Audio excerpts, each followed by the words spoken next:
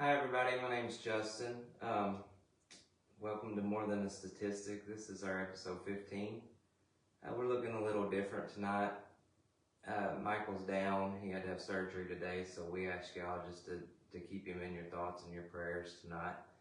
And fortunately for me, I have somebody that kind of stood the gap for me tonight, so I just didn't have to sit here and ramble by myself. So this is my mother-in-law. She's been on before. Her name's Betsy. I'll let her kind of just introduce herself real quick, and then we'll just kind of jump into the topic of our show tonight. Okay. I'm Betsy Thomas. I am Justin's mother-in-law.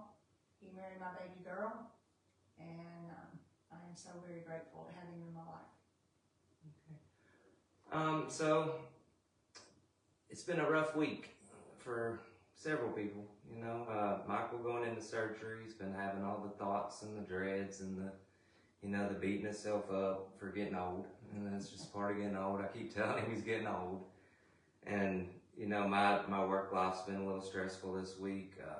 Just things happening at home with washing machines going bad, and just, it's been a week of Satan really trying to knock me down. And it's just funny because we've been talking about storms and pressure tests and forges, and it's easy to talk about that when it's going good. But I don't sit back and anticipate the bad like I used to, but I understand that not every week we're going to win anymore. And when I was talking to Michael, he was going to be recording this, but just like I said, this week's been a really crazy week and it didn't get to happen. But I told him when we were talking, and I said, man, we're going to have to do a show, and I don't even know what the theme would be, but if it had one for this week, it'd have to be practice what you preach, because it's literally everything we've been talking about for weeks. So basically, to give you an idea, to make it easier on you, it's how do we remember to keep our eyes on Jesus and not lose sight, and how do we remember to utilize our tools when we are caught in these situations of maybe everything's coming against me, or just I can't do nothing right, or just things breaking on top of that. Like, how do we root back to what we know through God and what He showed us and what we've learned through each other? That's kind of the big thing. Yeah. Well, over the years, I've learned, as far as what you're just now saying, is that the key to that is just the foundation of your faith and just the daily walk with Christ. Because if we're not putting our armor on every day, if we're not having our quiet time and we're not spending time in prayer, then we're going to go out there in a world that is just wicked, and Satan is prowling around hoping to catch us off guard. And and I think that's the key, because if we stay, and none of us do it perfectly, none of us do it all the time, right. But sometimes for me, when I just really feel like my faith hasn't been enough for me, I can clearly look back and see that I just didn't spend the time with God that I needed to. And in my life, for 17 years, I was married to Michael Thomas, and he was a pastor. And that put me in a fishbowl. I fully embraced being a pastor's wife, and I don't resent or regret that one little bit. In fact, I embraced it intentionally. I was intentionally and deliberately obedient to God during that time, probably more than any time in my life. And that was just a role I took on, and I feel like I did it well. But when you and I talked, and you talked about this walking the walk, and walk all that sort of thing, and asked me to help you since Michael's out this week, I had to reflect on my own life, and which we should do on a regular basis, but it truly caused me to reflect on my own life, and quite frankly caused me to realize that the last 3 years since Michael's been gone, I've been slipping, and I'm not proud of that, not one bit, but I guess I wasn't paying attention, and I wasn't admitting that to myself. Maybe it was because I wasn't doing that inner inflection and looking at myself on a regular basis, keeping myself in check, because I've had nobody holding me accountable for these last 3 years. And so I found when I started reflecting on that, and because I had to start finding my new normal. When you go from being married to being single, then it's just different. Almost all of my friends were married couples. And so I tried to develop some single friendships and relationships, and that for the most part it was good. But when I really reflected and looked at myself, I was really rather ashamed of the fact that I had just slipped maybe in my speech and in my actions, and places that I had gone and people even that I was hanging with. And that's just me being very vulnerable right there, Justin, because I think saying it out loud will cause me to check myself and will cause me to repent and turn back to what I know I'm supposed to be doing. I've walked with the Lord for a long time, and I know what that looks like, and I know what I'm supposed to do. I know how to be obedient.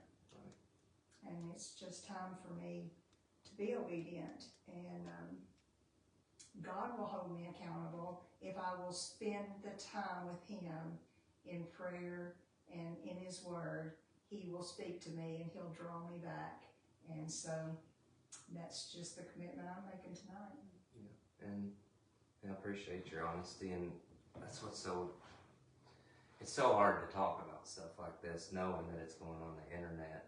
And somebody asked me today, and I don't really think about it, but they asked me, how's it going, And I'm like, oh, it's great. I said, it's doing all these things, but at the end, the last thing I told him, I said, you know what, though, it's really helping me the most.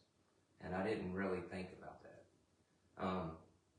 This week was tough, but because I'm so versed in us trying to preach, we're trying to do what we preach, and it's not perfect. We don't, like you said, I don't get it 100% of the time. But I've been focusing so hard on just all the things, and it's a lot of it's what you and Michael taught me. And I've talked to my brother this week about all the stuff, and he said some things to me that other people ain't gonna say. Yeah. And he checked me, and that's where the biggest way that I do handle it is with accountability. I have to tell somebody else. Yeah. And once I let that out, it ain't always what I want to hear, sometimes things happen for a reason, and it is because it's Satan, sometimes it's God. Yeah. And I had to do the same thing. I had to really slow down and back up and really think what's important, and God's just got a way of, He knows I like TikTok, so He just sends me these videos that just completely align with my days and moments that I need to see it. And when I did get down in the bitter yesterday, I just felt defeated. And I saw that video about, I've had a hard life, but somewhere somebody's complaining about the life I got. And I got to stop and remember what all I'm grateful for, what all I'm blessed with. Yes. How far I have come since then, that I can see the ways that I react differently than how I used to. And just this week, like when resistance was constant, it just seems like conflict wanted to find me, and I wasn't falling for it, but it's a lot to carry. Wears you down. It wears you down. And what I'm thankful for is what's God given me is the community of people. And it goes back to accountability. Mm-hmm. I need help, I'm feeling like this. Just saying that alone really helped me a lot last night. Just talking to people really helps. And a lot of it, like we were talking about the life verse about working to honor God on the days when the world isn't, cooperating with us. And I've done that several times since you taught me that. Like, I literally prayed it over the whole crew the other day. Wow. And, those days are hard, but today wasn't. And that's what another thing I'm holding on to is that I've been through this crap so many times that I know it don't last, and So basically, I'm just sitting back saying, okay, God, like, I know what I feel guilty about. I'm going to work on that, but show me the rest, and we're going to keep moving. And I know it don't stop here. And I know I'm not going to stop here. And I know you won't, and I'm thankful so much for you because you're one that don't always tell me what I want to hear either. You give me biblical advice, and that's the most important thing to me, I think, is I have a couple of people that they ain't going to tell me what I want to hear. They're going to tell me what the book says, and then that's going to make me look. And then just like at lunch today, I slowed down for a moment because I knew that was one of mine. I used to read on lunch, and I hadn't been doing that. So today I did. And I did a random flip, and it was Isaiah 34, and it talked about walking through the fire and it not taking you, and the kindle and not touching you. And it's talking about going out to the corners of the world and getting the sons and the daughters, and just affirmations. And it comes through obedience. It comes through accountability of, I know what I'm supposed to be doing. I hold other people accountable with me. I tell them, hey, you're messing up. They know. And I try to just lead by example and with grace, and all the things that I say that we should do, I'm trying to do that. And I see it working, because I'm not overcomplicating it. I don't have to fight and be the last person talking anymore. Yeah. Well, I've seen you grow so much, Justin, through the years. I mean, from the time when all you cared about was how you were going to get high next, all the way to just wanting to pour your life in to just have God pour His life into you, and you pass that on. And one of the things that Michael used to always say was that if God gives you something, a word, a testimony, anything, it is never just for you. And I think you've done that so well in taking the word that God gives you and sharing it with somebody else, the experience that has happened in your life and how God has helped you overcome, and share that with somebody else. I teach grief share at my church, and one of the things that we talk about is sharing your experiences with other people in grief as well. And so with the comfort that we have been comforted, we should comfort others. And I think that's in Colossians also. But that's what God expects us to do. When we deal with grief, when we lose a loved one, He wants us to walk through that process of grief. And even when you're in it, if you know of someone else that also is dealing with grief or loses someone, you can be there and they know that you really mean it when you say, I know how you feel. Just like you dealing with people that are struggling with addiction. And so we have had a great class this fall, and I've just learned so much. I've told my group of women that I'm just walking this journey with you. I just happen to be the one, with the leader's book, but we're all walking this journey together, and so sharing is just a big deal. Yeah, and leading's terrifying. Leading's terrifying. So terrifying that when everyone's looking at you and stuff's going wrong, and they looking at you, it's terrifying to me. Yeah. But one thing I've learned about that is I fuss and I moan, but I operate under stress pretty well compared to most people. And like some of my best work comes out of my stress. Mm-hmm. And just finding healthy ways.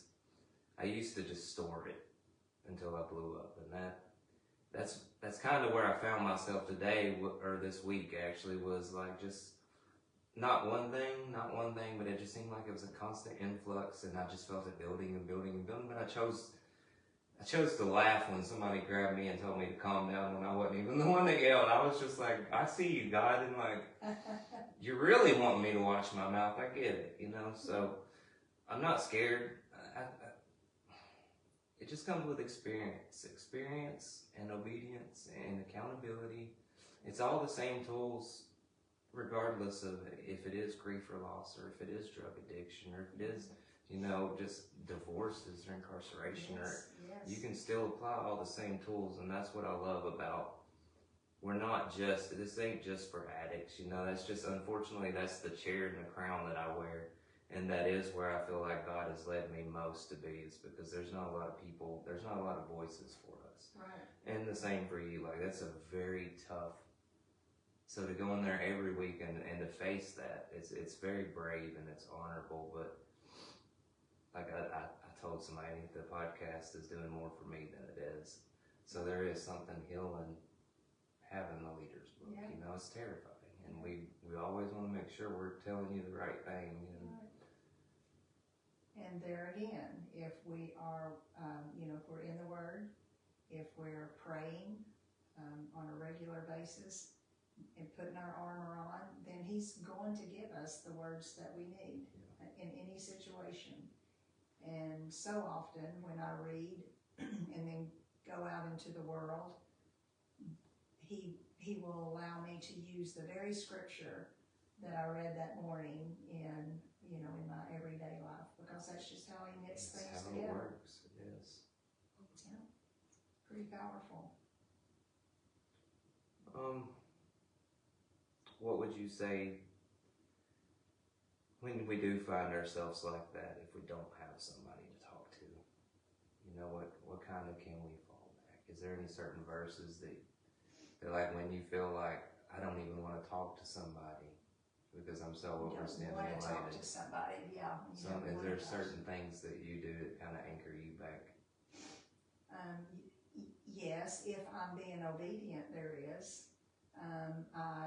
I definitely will read the Word, and I will definitely listen. I like to listen to praise music, and I'll just tell Alexa to play it all over the house, and sometimes that brings me back to center.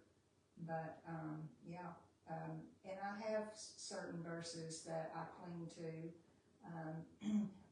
If I'm feeling down and I don't want to say lonely. I don't really get lonely even though I'm alone. Of course, I've got a great family. I've got a tremendous amount of friends and a community at my church. But even when I'm sitting at home, after 3 years, it's become comfortable for me. In fact, I embrace being alone oftentimes.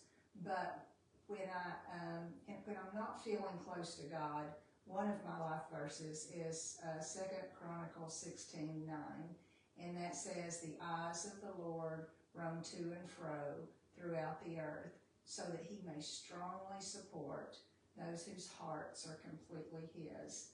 And when I think about that, I think, my God, He doesn't have to get up and move around, because He just can sit there and His eyes can roam all over the earth. That's one visual that I get. But to think that His eyes are roaming around looking for someone whose hearts are completely His. I think He did that with David, all the anguish that David dealt with sometimes, and then David would have that breakthrough. And I think that's just because God's eyes landed on him, and He said, "David, you're a man after my own heart. So I see your heart, and your heart is completely mine. I'm going to strengthen you." And then in just a few verses later, you'll hear David just rejoicing instead of being down in the dumps and all afraid and sad. So I love that verse, because when I read it and when I think about it or speak it, it just does give me strength. I'd have to say my strength is definitely Becca and the kids. They keep me from doing a lot of stupid stuff. And I don't know what that is. Like, every moment, and that's what flashes in my head, is the kids. Like, when I want to get angry and talk to people that I probably shouldn't angrily, I tend to think about them, and that really brings me back. And it's hard to process just all the times, because sometimes I just feel like I'm speaking a different language, like nobody, and I feel like I'm being very simple and just nobody understands, and I get so overwhelmed with this. and it's just the constant hurry. Yeah. You know. Part of that is your stage of life. Yeah. And I so remember that. I so remember the years of raising my kids by myself and having to be at all the different things in school and homework and lunch and meals and just, you know, it's just the grind of every day is a lot, and it gets very stressful. And I think you all are doing a great job with that. But I know some days, some weeks, y'all have had some weeks. It's been a doozy. It's been for a while. Y'all have had some weeks that were just burning it at both ends, and so that's just where you are. And sometimes you need to step back and go, is there something we should stop doing? Yeah. I'm not telling you that there is. I'm just saying sometimes you need to step back, just like you evaluate your relationship with the Lord. You need to step back in your life and go, is there something I need to cut out or something I need to do differently so that I don't have this daily grind of pressure? Yeah, I agree. Kind of out of things that I want to say, really. I'm just trying to pull at straws now. Well, I'm just grateful that you invited me tonight. I'm grateful that you have done some introspective thinking yourself, and I have, and it just, honest to goodness, was exactly what I needed to just reevaluate myself and hold myself accountable, because it was just an eye-opener. It was really an eye-opener to realize that I don't have anybody holding me accountable anymore. I guess I knew that, but I hadn't thought about the fact that it has allowed me to slip in some areas of my life. And that's easy to do. Yeah. So easy to do. So I'm going to intentionally change some things. And that's how I'm treating this week too. Yeah. You know? That's what I'm taking away is some things. There's always some things. Yeah. And we just figured them out. Yep.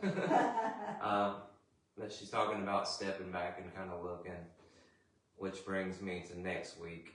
With it being Thanksgiving and with Michael being down with his surgery, I really like, it doesn't feel right. Well, I'm grateful Betsy was here to fill in this spot with me and to answer the call on I literally asked her last night and she answered yes immediately. But I'm only half of this show and Michael's the other half. And to me, it just doesn't feel right. That's right. You know? Need your buddy. So yeah, I need my buddy. And so we're going to take a break. I'm going to allow him a week. And we're going to let him heal up and spend some time with his family and make it through the holiday. And we host at my house, so I think that we're going to take a break next week as well. And we'll just probably plan on coming back the following week after Thanksgiving, you know, just to give us some time to really step back, because it has been busy. And my family could probably use some of my time too. So, you know, if you need us, we're still here. You can contact me, Michael, whoever you need to. Help's always here, even if we take a break from a recording. And we just want you to know that we appreciate you sticking with us and growing with us and being here. Got anything else? No, just grateful to be here. Thank you guys for coming. Yeah.